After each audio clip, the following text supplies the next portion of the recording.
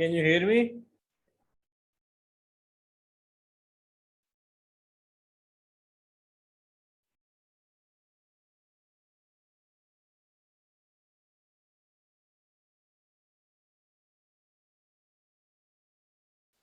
देखिए last lecture में हम लोग degrees of elasticity of supply कर रहे थे। उसमें जो फर्स्ट 3 डिग्रीज थी वो हमने कंप्लीट कर ली थी, और वो जो 2 एक्सट्रीम डिग्रीज हैं, perfectly elastic supply and perfectly in elastic supply, वो बाकी है।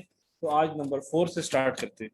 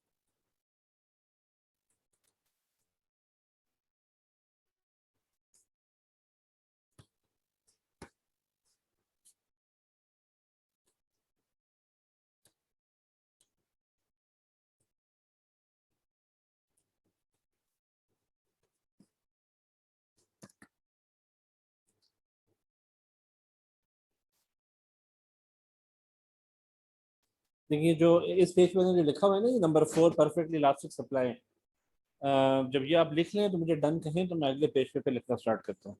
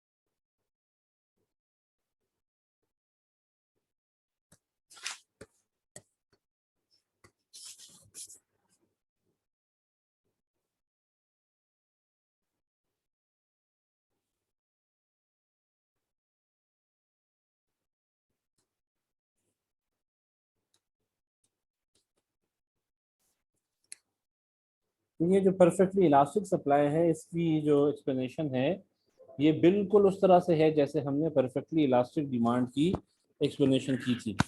फर्क सिर्फ इतना है कि वहाँ पे जो रिलेशनशिप है बिटवीन प्राइस एंड क्वांटिटी वो इन्वर्स है, और यहाँ पे जो रिलेशनशिप है वो डायरेक्ट है। अब आप देख रहे हैं ना कि यहाँ पे जो डिमांड, यहाँ पे जो सप्लाई कर्व है ये एक हॉरिजॉन्टल स्ट्रेट लाइन है। ठीक है, मतलब ये हुआ ना कि हम कहते हैं कि फॉर एग्जांपल प्राइस यहाँ पे है, ये जो मैं एक, ये मैंने डॉट सा बनाया है, ठीक है। इस केस में क्या होता है ना कि अगर प्राइस में एक बहुत ही मामूली कमी हुई, यानी कि प्राइस में कुछ सेंट की भी अगर कमी हुई, तो एकदम से जो क्वांटिटी सप्लाइड है वो बढ़कर इंफिनिटी हो जाएगी। और अगर प्राइस में बहुत मामूली सा इजाफा हुआ तो जो क्वांटिटी, सॉरी, अगर प्राइस में मामूली सा इजाफा हुआ तो सप्लाई बढ़कर इंफिनिटी हो जाएगी। और अगर प्राइस में एक बहुत ही निग्लिजिबल डिक्रीज हुआ, कमी हुई, तो सप्लाई एकदम से कम होके जीरो हो जाएगी। तो आप देख रहे हैं कि प्राइस का जो चेंज है वो बहुत ही ज्यादा निग्लिजिबल या स्मॉल है। तो जो वाई एक्सिस है उस पर जो अप एंड डाउन मूवमेंट है वो ना होने के बराबर है, मगर जो क्वांटिटी की चेंज है वो बहुत ज्यादा है। इसलिए जो सप्लाई कर्व बनी है वो एक हॉरिजॉन्टल स्ट्रेट लाइन बनी है। मैंने आपको पहले बता दिया था ना कि रियल लाइफ में इसकी एग्जैक्ट एग्जांपल मिलना तकरीबन नामुमकिन है, लेकिन हम ये कहते हैं कि अगर क्वांटिटी की चेंज प्राइस की चेंज से इतनी ज़्यादा है कि वो दोनों चेंजेस आपस में कंपेरेबल नहीं है, तो फिर उस केस को हम परफेक्टली इलास्टिक सप्लाई कहते हैं। यानी कि अगर प्राइस में सिर्फ 1% का चेंज है मगर क्वांटिटी सप्लाइड में 500% का चेंज है, तो क्योंकि यहाँ पे जो क्वांटिटी सप्लाइड की चेंज है वो प्राइस की चेंज से बहुत ज़्यादा है और ये दोनों चेंजेस आपस में कंपेरेबल नहीं है, तो इसको हम कहेंगे परफेक्टली इलास्टिक सप्लाई। सबसे आखिरी जो डिग्री है आपके पास नंबर 5, वो है परफेक्टली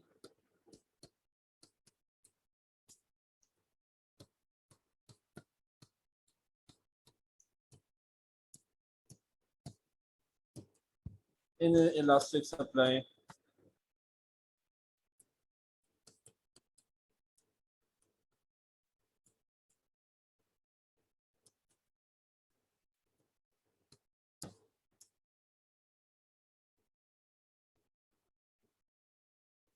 जी, आप लग्जरी की ले सकते हैं।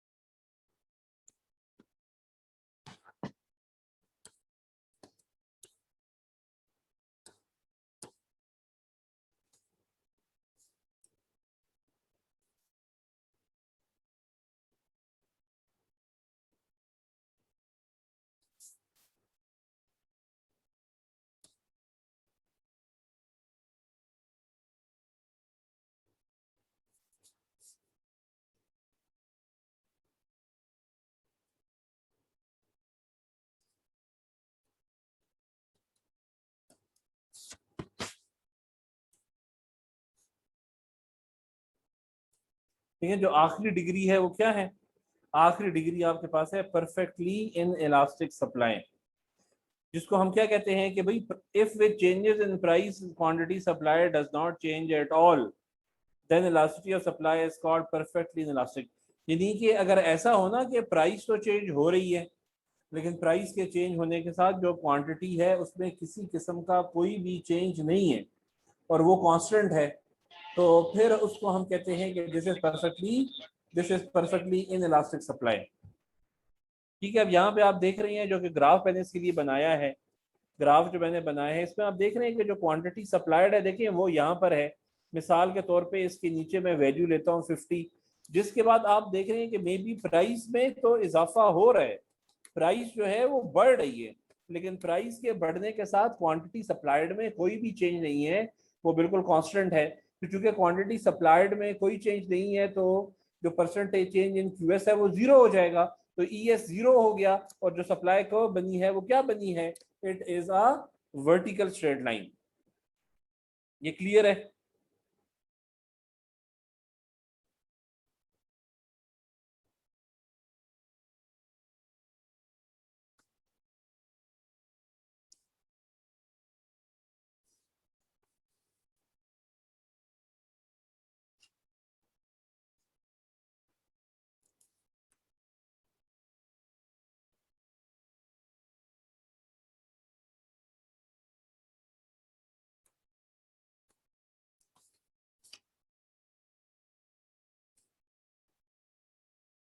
अगर इलास्टिसिटी ऑफ सप्लाई में कोई डिग्रीज में कोई क्वेश्चन है तो पूछ लें।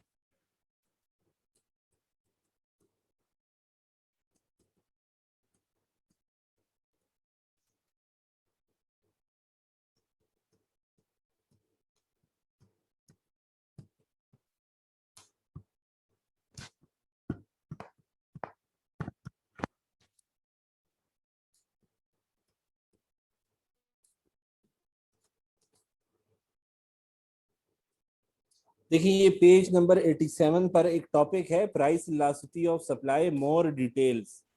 आप जरा ये पेज खोल लें तो फिर हम इसको डिस्कस करते हैं। बुक्स हैं आप लोगों के पास?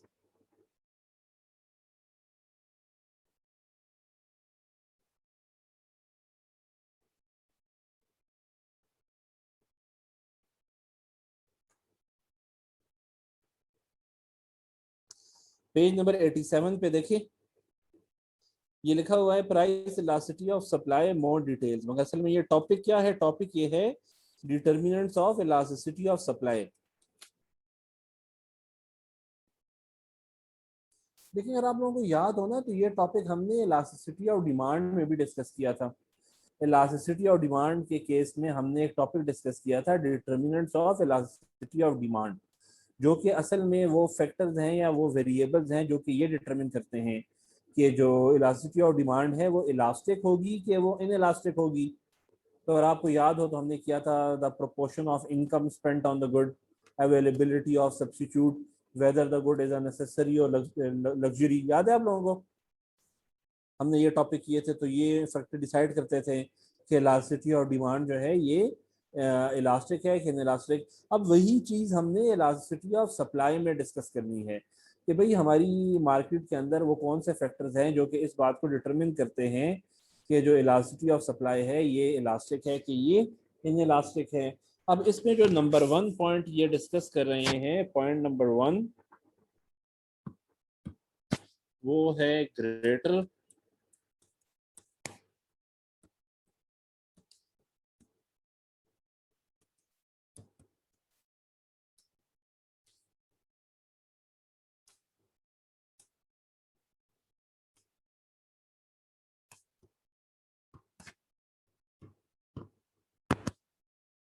पॉइंट नंबर 1 यहाँ पे है ग्रेटर अवेलेबिलिटी ऑफ स्टॉक्स।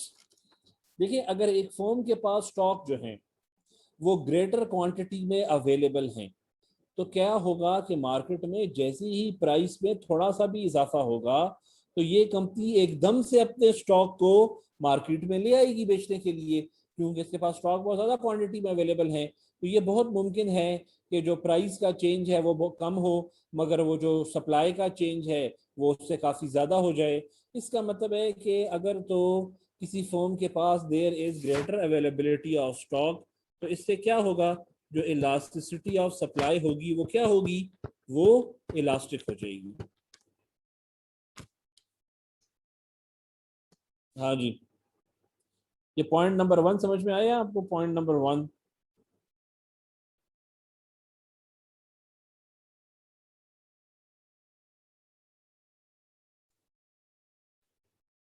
इसमें नंबर 2 है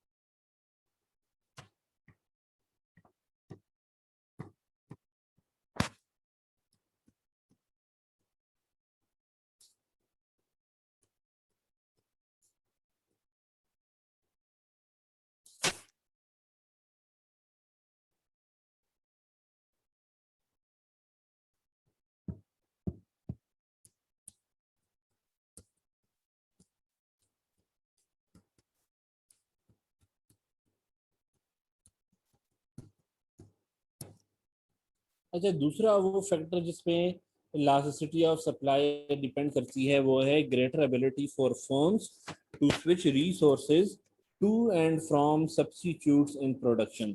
अब यहाँ पे रिसोर्सेज से क्या मुराद है? यहाँ पे रिसोर्सेज से मुराद है लैंड, लेबर, कैपिटल, ये रिसोर्सेज है। ठीक है। अब ये वाला जो फैक्टर है ना, ये स्पेशली उन फर्म्स के लिए ज़्यादा वैलिड है जो कि मल्टीपल गुड्स प्रोड्यूस करती हों। जैसे कि मैंने आपको सैमसंग की मिसाल दी थी, तो मैंने आपसे कहा था कि सैमसंग जो है ये सेल फोन्स भी प्रोड्यूस करता है, ये लैपटॉप्स भी प्रोड्यूस करता है, ये एलईडीज भी प्रोड्यूस करता है, और ये इन्वर्टर्स भी प्रोड्यूस करता है। ठीक है। तो हम एज्यूम कर लेते हैं कि भाई जो सेलफोन की प्राइस है, सेलफोन की प्राइस में क्या हो रहा है, इजाफा हो रहा है। क्योंकि सेलफोन्स की प्राइस में इजाफा हो रहा है, तो सैमसंग की कोशिश होगी कि वो सेलफोन्स की सप्लाई को बढ़ा दे, क्योंकि अब सेलफोन में जो प्रॉफिट है वो ज़्यादा है। लेकिन अगर आप सेलफोन्स की सप्लाई को बढ़ाएंगे तो आपको ज़्यादा लेबर चाहिए। ठीक है। अब मिसाल के तौर पे आपने किया क्या कि आपने लैपटॉप्स की प्रोडक्शन में से कुछ लेबर निकाल लिया और वो लेबर आपने सेलफोन की प्रोडक्शन में लगा दिया। ठीक हो गया। तो इससे क्या होगा, इससे सेलफोन्स की जो प्रोडक्शन है या जो सप्लाई है वो बढ़ जाएगी। अब अगर फर्म ये काम कर सकती है, अगर फर्म की ये एबिलिटी है कि वो ये स्विचिंग कर सके, क्योंकि जरूरी नहीं है कि ये स्विचिंग हो सकता है कि जो लेबर लैपटॉप की प्रोडक्शन में काम कर रहा है उसके पास वो स्किल ही नहीं है कि वो सेलफोन को प्रोड्यूस करे, तो फिर ये एबिलिटी फर्म के पास मौजूद नहीं है। लेकिन अगर फर्म के पास ये एबिलिटी मौजूद है और firm switching of resources from one good to other good कर सकती है, तो फिर जैसे ही प्राइस पे थोड़ा सा भी इजाफा होगा तो फौरन ये स्विचिंग हो जाएगी। और ये बहुत मुमकिन है कि प्राइस का इजाफा कम हो मगर वो जो क्वांटिटी सप्लाइड का इजाफा है वो ज्यादा हो। तो इस केस में जो इलास्टिसिटी ऑफ सप्लाई होगी वो क्या हो जाएगी, वो इलास्टिक हो जाएगी। आज ये एग्जांपल समझ में आई है?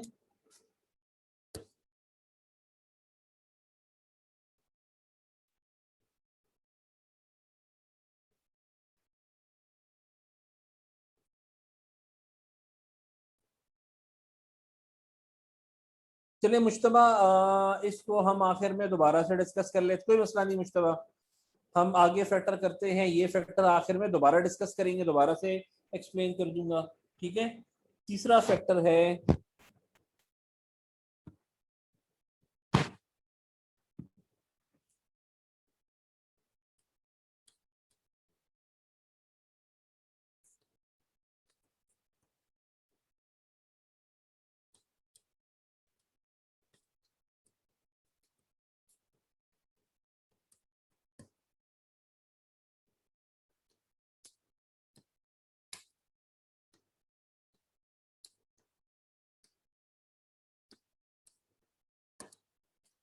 Increase ease of entry and exit to and from market. ठीक हो गया। अच्छा, ये अब दो कॉन्सेप्ट हम इंट्रोड्यूस कर रहे हैं, एक है एंट्री इनटू द मार्केट, दूसरा है exit from the market. Entry into the market का मतलब ये है कि एक नई फर्म मार्केट के अंदर एंटर हुई है। मिसाल के तौर पे आपने ये डिसाइड किया कि भाई मैं पाकिस्तान की जो फैन इंडस्ट्री है, मैं पाकिस्तान की फैन इंडस्ट्री में एंटर होना चाहता हूँ। तो आपने एक फैक्ट्री लगाई, फैन प्रोड्यूस करना शुरू किए और आपने मार्केट में फैन बेचना शुरू कर दिया। इसका मतलब है आप पाकिस्तान की फैन इंडस्ट्री में एंटर हो चुके हैं। एग्जिट का मतलब है कि एक एग्जिस्टिंग फर्म ने अपना बिजनेस बंद कर दिया है और उसने प्रोडक्ट प्रोडक्ट को प्रोड्यूस करना छोड़ दिया है और वो फर्म से सॉरी मार्केट से एग्जिट कर गई है। ठीक हो गया। तो अगर ऐसा है ना कि एक मार्केट में एंट्री बहुत आसान है, तो जैसे ही उस मार्केट में प्राइस में जरा सा भी इजाफा होगा तो बहुत सारी फर्म्स इंक्रीज प्रॉफिट का फायदा उठाने के लिए मार्केट में एंटर हो जाएंगी। तो हो सकता है कि प्राइस का इजाफा कम हो मगर वो जो सप्लाई का इंक्रीज है वो काफी ज्यादा हो जाएगा। तो इस केस में जो सप्लाई है वो इलास्टिक हो जाएगी। इस मार्केट में जैसे ही प्राइस थोड़ी सी कम होगी तो क्योंकि यहाँ से एग्जिट भी आसान है तो बहुत सारी फर्म एकदम से मार्केट से एग्जिट हो जाएंगी। तो दोबारा प्राइस का चेंज कम है मगर क्वांटिटी का जो चेंज है वो ज्यादा हो जाएगा। ठीक है। इसका मतलब है कि अगर एक मार्केट में एंट्री और एग्जिट आसान है तो वहां पे जो इलास्टिसिटी ऑफ सप्लाई है उसको क्या होना चाहिए, उसको इलास्टिक होना चाहिए। चौथे नंबर पे है शॉर्टर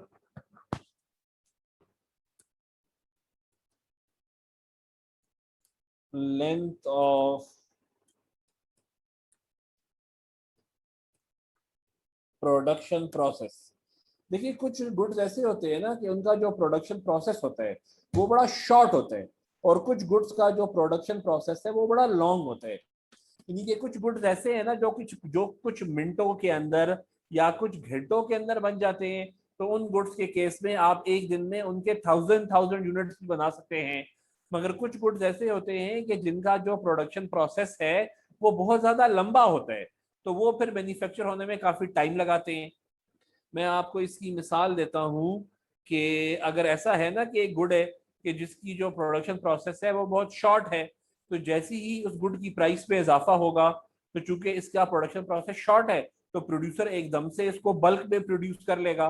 तो ऐसा हो सकता है कि प्राइस का जो इंक्रीज है वो कम हो मगर क्वांटिटी सप्लाइड का जो इंक्रीज है वो बहुत ज्यादा हो जाए।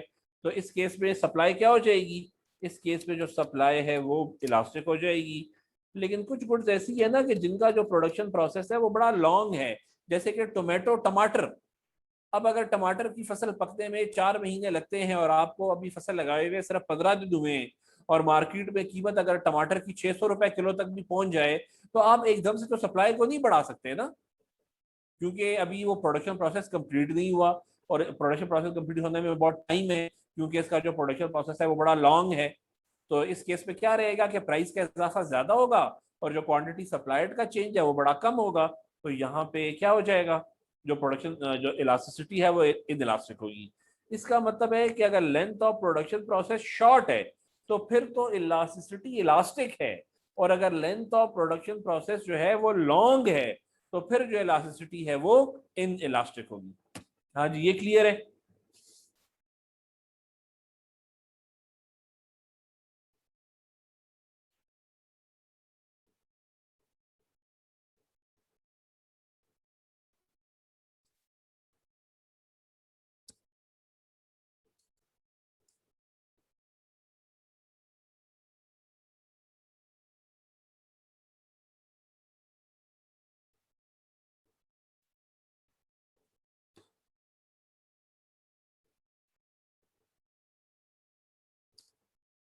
जो पांचवा आपके पास फैक्टर है उसको आप यहाँ पे डिटर्मिनेंट ऑफ सप्लाई में fix as a fix factor भी कर लें। ठीक हो गया। इसको आप वेलोसिटी ऑफ सप्लाई में एज अ फिक्स फैक्टर भी कर लें और वो खुद में भी एक टॉपिक है। ठीक है। वो क्या है वो मैं आपको करवाता हूँ। नंबर 5,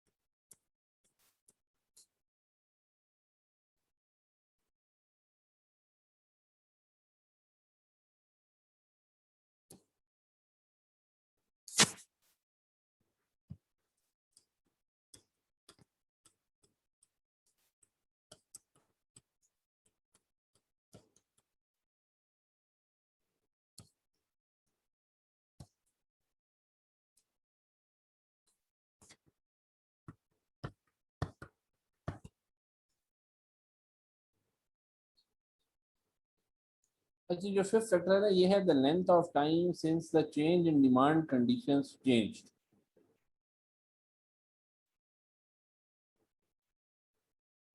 इसको हम relationship between time and supply भी कहते हैं, ठीक है। अच्छा, अब इसको हम एक्सप्लेन ऐसे करते हैं ना, हम कहते हैं कि according to time period, according to time period there are three types of market और there are three types of supplies, ठीक है।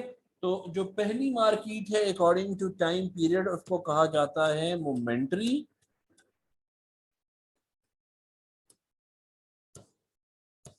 और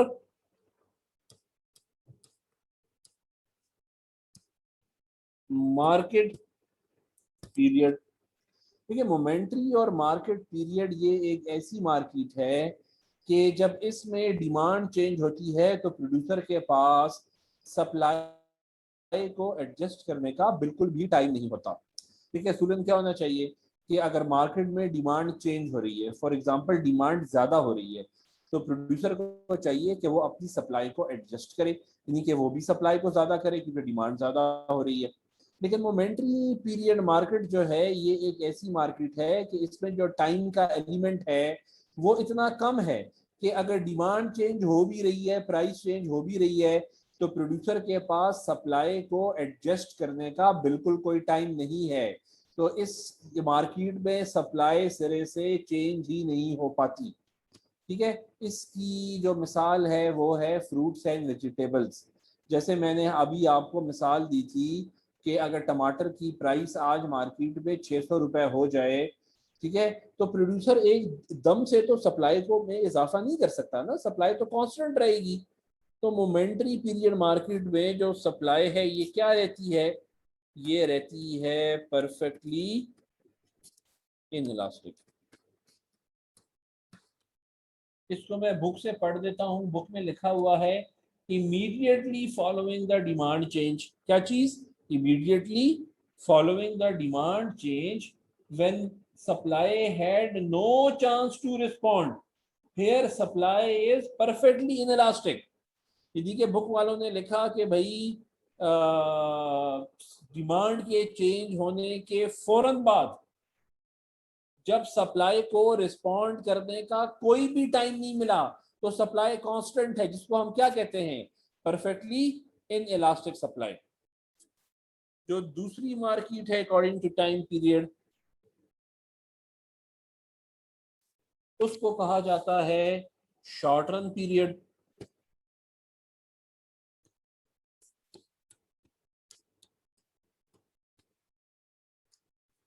और जो तीसरी मार्केट है अकॉर्डिंग टू टाइम पीरियड, इसको कहा जाता है लॉन्ग रन पीरियड।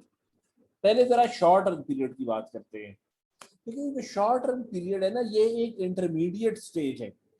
ये वो मार्केट है जहां पे जब डिमांड चेंज हुई है तो प्रोड्यूसर के पास इतना टाइम मौजूद है कि वो अपनी सप्लाई को चेंज करे।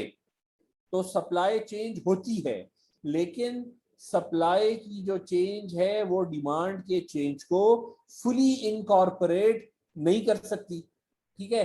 अब इसकी मैं आपको मिसाल देता हूँ। आप मिसाल लें कि भाई एक जैम फैक्ट्री है, एक फर्म है जो जैम प्रोड्यूस करती है, ठीक है। उनकी फिलहाल जो सप्लाई है वो है 700 बॉटल्स। फिलहाल वो एक दिन में कितनी जैम की बॉटल्स बना रहे हैं, 700। जबकि इनकी जो मैक्सिमम कैपेसिटी है जैम बनाने की ये है 1000 बॉटल्स। आप लोग मुझे बताएं, ये लोग फिलहाल 1000 क्यों नहीं बना रहे, इनकी तो मैक्सिमम कैपेसिटी 1000 की है, तो फिर ये 700 ही क्यों बना रहे हैं, इसकी क्या वजह हो सकती है।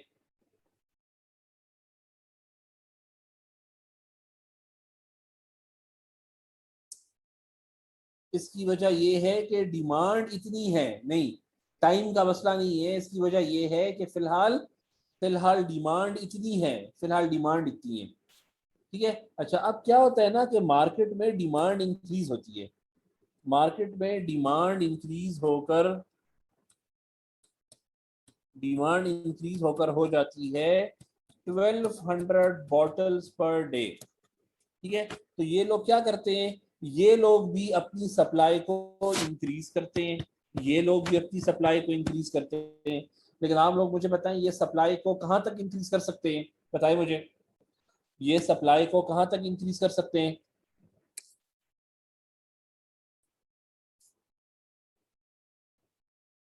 फतीर के अलावा ये फातिर है कि जो भी है, हाँ बिल्कुल आपकी बात ठीक है, ये सप्लाई को इंक्रीज कर सकते हैं 1000 बॉटल्स तक। हालांकि जो डिमांड है वो तो 1200 बॉटल्स की है।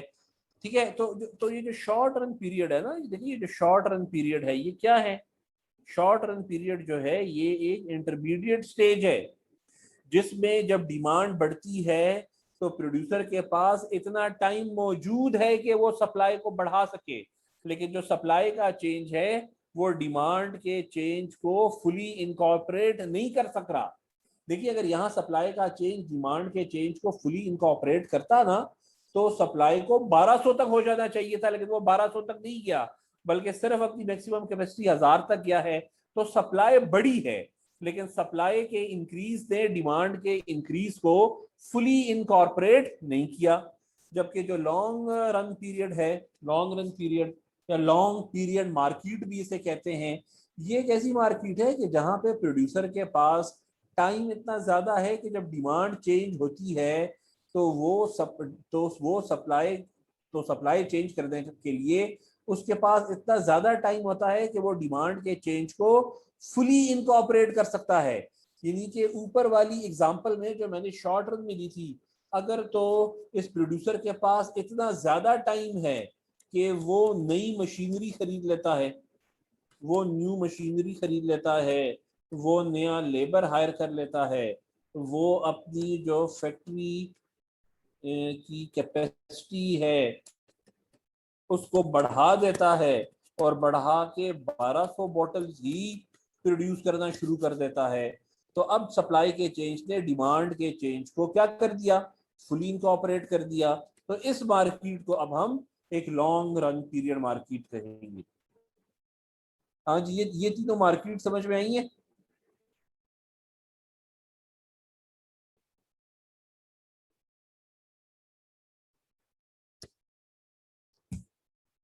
लॉन्ग रन पीरियड को मैं बुक से पढ़ रहा हूँ, लॉन्ग रन पीरियड को इन्होंने बुक में लिखा हुआ है, the time period in which supply has fully adjusted to the change in demand, here supply is most elastic.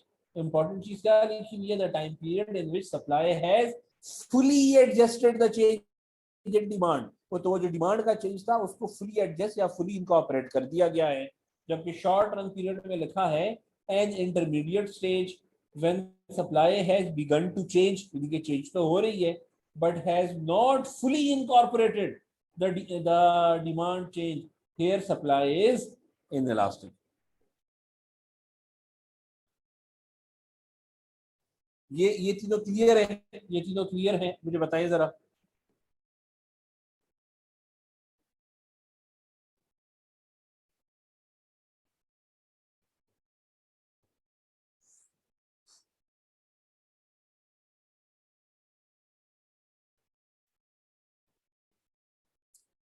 तो अब नीचे जो एक ग्राफ बना हुआ है, एक नजर उस ग्राफ को भी देख लेते हैं। ठीक है, नीचे जो ग्राफ बना हुआ है ना, एक नजर उस ग्राफ को देख लेते हैं कि बल्कि आप खुद देख लें, अगर आपको समझ आ रही है ग्राफ की तो फिर मैं नहीं करता, लेकिन अगर आपको उस ग्राफ की नहीं समझ आ रही तो करवा देता हूँ। नीचे जो पेज नंबर 88 पे ग्राफ बना हुआ है,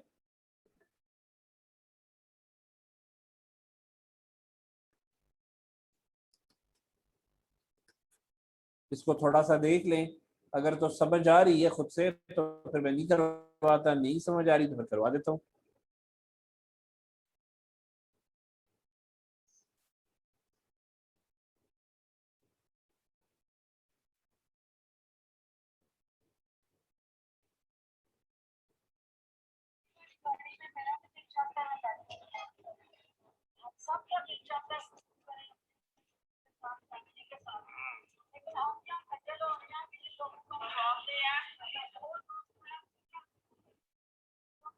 तमाम बातों का जवाब देते हैं। तो वो ये कह रहे हैं कि इलेक्शन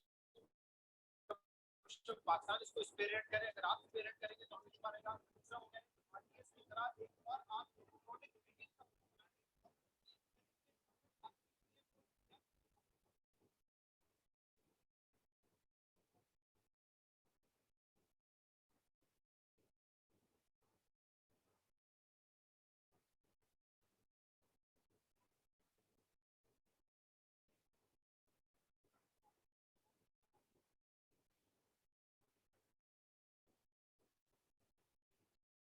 अच्छा देखिए मेरी बात सुने, अब ये जो ग्राफ बना हुआ है ना, ग्राफ को बना देता हूँ, आसान सा ही ये ग्राफ है।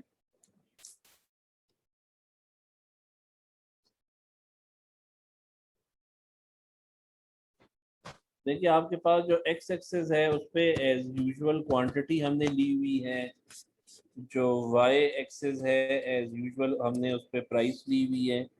देखिए ये वाली जो कर्व है ना, ये वाली कर्व यहाँ पे बनी हुई है, ये वाली कर्व,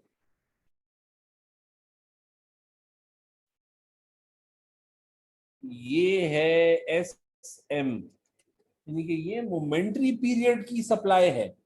अब मोमेंट्री पीरियड में हमने सप्लाई के बारे में क्या पढ़ा है कि भाई मोमेंट्री पीरियड में जो सप्लाई है वो परफेक्टली इन इलास्टिक है। तो अगर सप्लाई जो है ये परफेक्टली इन इलास्टिक है तो उसको तो क्या होना चाहिए, देखिए उसको तो फिर एक वर्टिकल स्ट्रेट लाइन होना चाहिए ना। ये मैंने आपको डिग्री नंबर 5 में करवाया हुआ है, ठीक है, ये देख लेना, ये डिग्री नंबर 5 है, दिखाई दे रही है आपको। ये वाली जो सप्लाई कर्व है ना, ये तो परफेक्टली इन इलास्टिक है ना, जहां पे प्राइस चेंज हो रही है मगर सप्लाई नहीं चेंज हो रही। तो मोमेंट्री पीरियड में तो यही केस है ना। तो वो उन्होंने यहाँ पे एस एम करके ड्रॉ कर दिया कि ये मोमेंट्री पीरियड की सप्लाई है, जहां पे प्रोड्यूसर के पास इतना टाइम ही नहीं है कि वो सप्लाई को चेंज करे, क्योंकि सप्लाई चेंज नहीं हो रही तो वो एक वर्टिकल स्ट्रेट लाइन है। उसके बाद ये वाली जो सप्लाई कर्व है ना,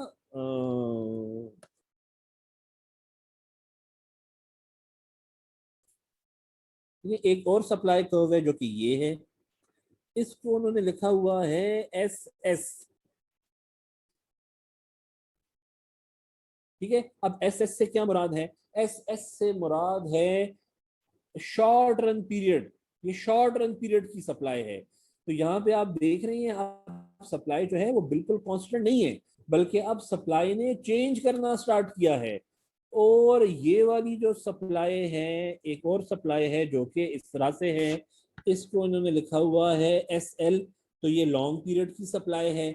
आप लोग ये नोट कर रहे हैं कि जब हम एस एम से एस एस पे आए और एस एस से एस एल पे आए, तो ये जो सप्लाई है कर्व है ये क्या होती जा रही है, ये फ्लैटर होती जा रही है, जिसका मतलब है कि ये मोर इलास्टिक होती जा रही है। क्योंकि सबसे कम जो सप्लाई का चेंज है वो मॉनिटरी में मोमेंट्री पीरियड में है, बल्कि मोमेंट्री पीरियड में तो सप्लाई का चेंज ही नहीं है। उससे ज्यादा जो है वो शॉर्ट रन मार्केट में है, सबसे ज्यादा लॉन्ग रन मार्केट में है। इसलिए एस एल वाली जो कर्व है वो क्या है, वो सबसे ज्यादा इलास्टिक है। समझ आ रही है आप लोगों को। जहां तक अब प्राइस का सवाल है, तो जहां पे आप डिमांड कर्व बनाएंगे और जहां पे डिमांड कर्व प्राइस को कट करे, सॉरी, जहां पे डिमांड कर्व सप्लाई को कट करेगी वहां पे प्राइस आ जाएगी। क्या मतलब है, यहाँ पे मैं एक डिमांड कर्व ड्रॉ कर देता हूँ अब, इस तरह करके, मिसाल के तौर पे इसको मैं सिर्फ डी ले लेता हूँ। ठीक है, अब इस डी कर्व ने एस एम को तो यहाँ पे कट किया, तो ये जो प्राइस है ये मोमेंट्री मार्केट की प्राइस है। एस एस को इसने यहाँ पे कट किया, तो ये जो प्राइस है ये शॉर्ट रन पीरियड मार्केट की प्राइस है। एस एल को यहाँ पे कट किया, तो ये जो प्राइस है ये पी ऑफ एल है। ठीक है, अब समझ आइए कि नहीं। देखिए जब हम मोमेंट्री पीरियड से शॉर्ट रन पीरियड में आए और शॉर्ट रन पीरियड से लॉन्ग रन पीरियड में आए, तो जो आपकी सप्लाई कर्व है वो ज्यादा फ्लैट होती जा रही है, क्योंकि क्वांटिटी सप्लाइड का जो चेंज है वो ज्यादा होता जा रहा है। और सबसे ज्यादा क्वांटिटी सप्लाइड किस वाली मार्केट में चेंज होगी, जाहिर बात है सबसे ज्यादा क्वांटिटी सप्लाइड का जो चेंज है वो लॉन्ग रन पीरियड में होगा।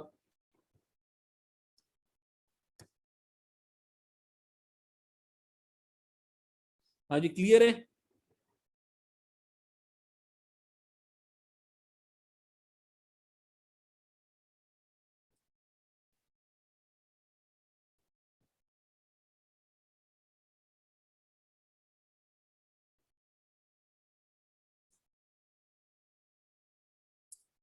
अच्छा देखिए भाई, यहाँ पे हमारा जो इलास्टिसिटी ऑफ सप्लाई वाला भी जो टॉपिक है ना, वो 100% कवर हो गया, कंप्लीटली कवर कर लिया।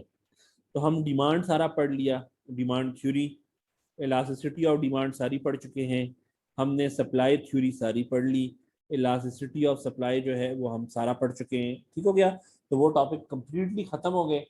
अब हम जो स्टार्ट कर रहे हैं वो टॉपिक है द प्राइस मैकेनिज्म।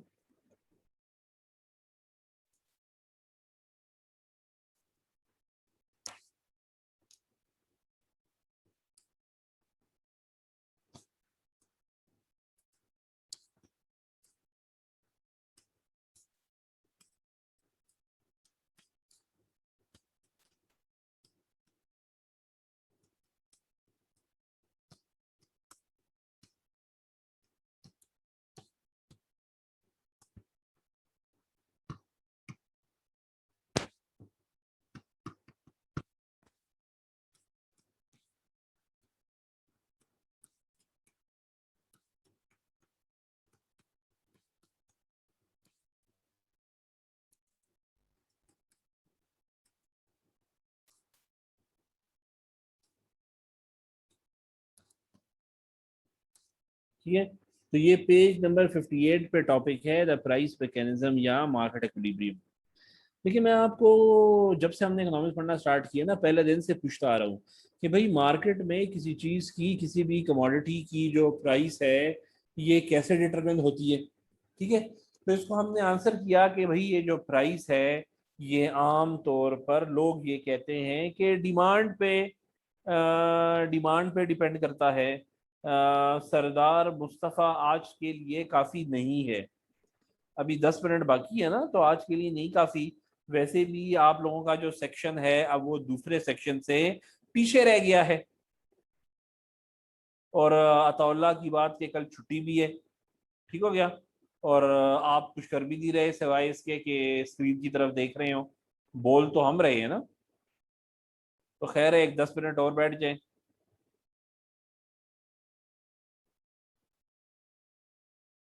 अगर आपने कोई ब्राउजिंग वगैरह कर दी है तो वो आप साथ साथ कर भी सकते हैं। और मैं तो मशवरा दूंगा ना ही करें, क्योंकि अफ्तारी कर लें तो फिर ब्राउजिंग उस वक्त किया करें, फिर उसके बाद तो फिर आप, अगर आप ब्राउजिंग कर रहे हैं तो अपने रोजे के आप जिम्मेदार हैं, हम नहीं है। अच्छा देखिए, पेज नंबर जो है ना 58 है। मेरे पास जो एडिशन है ना वो पेज नंबर 58 है। अच्छा, तो मैं ये कह रहा था ना कि ठीक है, नॉर्मली लोगों का ख्याल ये होता है ना कि जो प्राइस है वो डिमांड पे डिपेंड करती है, क्योंकि ये देखा गया है कि जब मार्केट में किसी चीज की डिमांड ज्यादा होती है तो प्राइस, उसकी प्राइस ज्यादा हो जाती है। और जब डिमांड कम होती है ना तो प्राइस भी कम हो जाती है। अब मैंने पहले भी आप लोगों के साथ इस चीज को डिस्कस किया था। ठीक है, अभी क्योंकि मेन टॉपिक में कर रहे हैं तो दोबारा डिस्कस कर लेता हूँ कि जब इस क्राइटेरिया पे ना हम वाटर को और डायमंड को आपस में कंपेयर करते हैं तो हम ये कह सकते हैं कि जो वाटर की डिमांड है वो डायमंड की डिमांड से ज्यादा है। एक बंदा जो कि एक डेजर्ट में, रेगिस्तान में प्यास से मर रहा है, वो आपसे पानी मांगेगा, वो आपसे डायमंड नहीं मांगेगा। तो वाटर की जो डिमांड है वो डायमंड की डिमांड से काफी ज्यादा है, लेकिन फिर भी हम देखते हैं कि जो वाटर की प्राइस है वो डायमंड के मुकाबले में बहुत कम है। इसका मतलब ये हुआ ना कि जो डिमांड है ये वो वाहिद वेरिएबल या फैक्टर नहीं है जो कि प्राइस को डिटरमिन करता है, बल्कि जरूर कोई दूसरा फैक्टर भी है जो कि प्राइस को डिटरमिन करने में अपना रोल प्ले करता है। और वो फैक्टर क्या है? वो फैक्टर है सप्लाई का। तो ये असल में डिमांड एंड सप्लाई है जो कि मार्केट में आपस में इंटरेक्ट करते हैं। और इस इंटरेक्शन के नतीजे में एक प्राइस डिटरमिन होती है जिसे हम मार्केट प्राइस कहते हैं। ठीक हो गया। तो अब ये बात बिल्कुल ठीक है कि जो वाटर की डिमांड है वो डायमंड की डिमांड से बहुत ज्यादा है, लेकिन वाटर की तो सप्लाई भी बहुत ज्यादा है ना, इस वजह से प्राइस कम है। और जो डायमंड की डिमांड है वो कम है, मगर सप्लाई उससे भी ज्यादा कम है, तो उसकी प्राइस ज्यादा है। तो ये असल में डिमांड का और प्राइस का इंटर सॉरी डिमांड का और सप्लाई का इंटरेक्शन है जो कि प्राइस को क्या करता है? प्राइस को डिटरमिन करता है। ठीक है, देखिए यहाँ पे मैं थोड़ी सी थ्योरी लिख रहा हूँ, आप वो थ्योरी पहले लिख लें, फिर इस टॉपिक को कंटिन्यू करते हैं।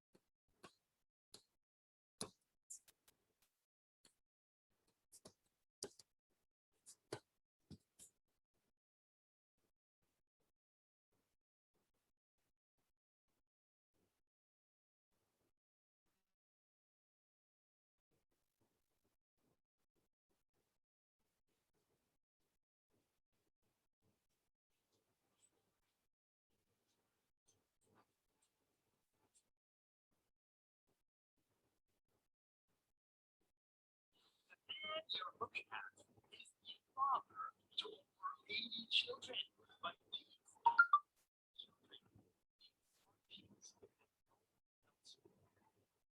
Ya Rabbana,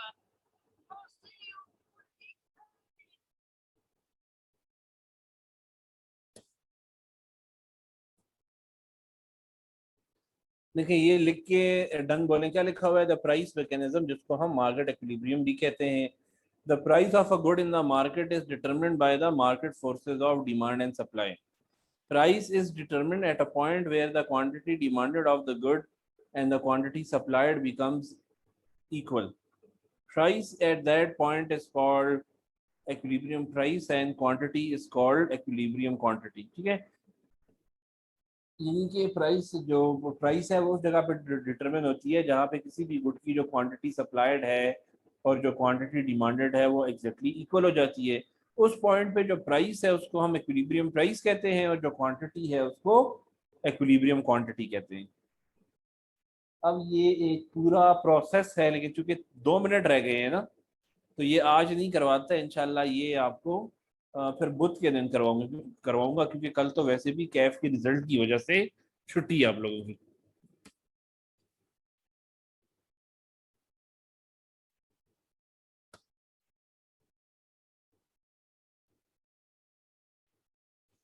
हाँ जी, इसमें इस लेक्चर में कोई प्रॉब्लम है अभी जो आज पढ़ाए है ना, उसमें कोई भी कंफ्यूजन है तो पूछ लें, क्योंकि अभी 2 मिनट तो बाकी है ना, तो मैं क्वेश्चन को आंसर कर सकता हूँ अगर कोई प्रॉब्लम है।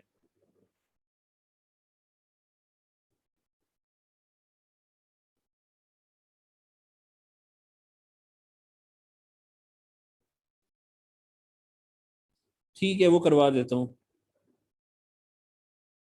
देखिए ये जो हम कर रहे थे ना, determinants of the elasticity of supply, तो उसमें हमने जो दूसरा पॉइंट किया था वो ये वाला है, यहाँ पे आप लोग देख लें। ठीक है, दूसरा पॉइंट क्या था, greater ability for firms to switch resources to and from substitute in production. यानी कि ये भी एक फैक्टर है जो कि डिटरमिन करता है कि इलास्टिसिटी इलास्टिक होगी कि इन इलास्टिक होगी। ठीक है, कि जो फर्म है वो रिसोर्सेज को स्विच कर सकती है एक गुड से दूसरे गुड पे। और किन रिसोर्सेज की हम बात कर रहे हैं, ये लैंड, लेबर और कैपिटल की बात कर रहे हैं। यानी कि अगर फर्म जो लेबर यूज कर रही है, अगर वो उसको एक गुड से निकाल कर दूसरे गुड में लगा सकती है, यानी कि ये स्विच कर सकती है, तो फिर इलास्टिसिटी इलास्टिक होगी। इसमें मैंने आपको क्या मिसाल दी, मैंने आपको मिसाल दी सैमसंग की, कि भाई सैमसंग सेलफोन भी बना रहा है, लैपटॉप भी बना रहा है। अब अगर सेलफोन की प्राइस में इजाफा हो रहा है ना, तो सैमसंग कोशिश करेगा कि सेलफोन की सप्लाई को बढ़ाए, क्योंकि प्राइस ज्यादा होने की वजह से उस पर प्रॉफिट ज्यादा हो रहा है। ठीक हो गया। लेकिन अगर सप्लाई ज्यादा कर रहा है तो फिर तो आपको लेबर ज्यादा चाहिए ना। अब वो ज्यादा लेबर कहाँ से आए, तो मे बी उन्होंने क्या किया, लैपटॉप से थोड़ा लेबर निकाल लिया और वो लेबर उठा के उन्होंने सेलफोन में लगा दिया। ठीक है, तो अब इम्पोर्टेंट ये है कि क्या फर्म के पास ये एबिलिटी है कि वो ये रिसोर्सेज स्विच कर सकती है। क्योंकि ऐसा भी तो मुमकिन है ना कि जो लेबर लैपटॉप की प्रोडक्शन में काम कर रहा है वो सेलफोन की प्रोडक्शन में नहीं काम कर सकता। सेलफोन की प्रोडक्शन में किसी और तरह का स्किल चाहिए, और जो लैपटॉप की प्रोडक्शन में लेबर काम कर रहा है उसका स्किल कुछ और तरह का है, तो फिर ये एबिलिटी नहीं होगी। मगर अगर तो ये एबिलिटी है, तो जैसे ही सेलफोन की प्राइस पे इजाफा होगा, बहुत सारा लेबर सेलफोन की प्रोडक्शन में स्विच कर दिया जाएगा, तो सेलफोन की क्वांटिटी सप्लाइड का इजाफा काफी ज्यादा हो जाएगा। तो चांसेस हैं कि प्राइस का इजाफा कम हो और क्वांटिटी सप्लाइड का इजाफा ज्यादा हो, तो जो सप्लाई है वो क्या हो जाएगी, सप्लाई जो है ये इलास्टिक हो जाएगी। हाँ जी, अब समझ में आए।